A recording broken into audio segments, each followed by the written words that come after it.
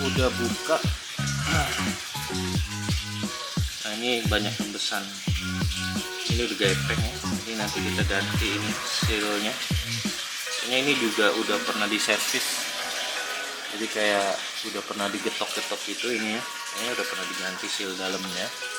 Nah, nanti kita coba ganti yang ini. Kalau memang masih ada kebocoran, kemungkinan seal yang di dalam ini yang perlu diganti, atau mungkin kalau udah ininya yang diganti ya, kalau memang sealnya udah nggak bisa diganti di bagian dalamnya. Memang agak repot yang bagian dalamnya, saya juga belum pernah coba. Ini kita lagi coba yang ini aja karena ini lebih gampang ya. Ini udah keras, udah getas, jadi kemungkinan besar ya ini penyebab kebocorannya. Oke, kita bersihin dulu ya guys. Udah keras banget ini, kayak plastik. Oke, kita bersihin.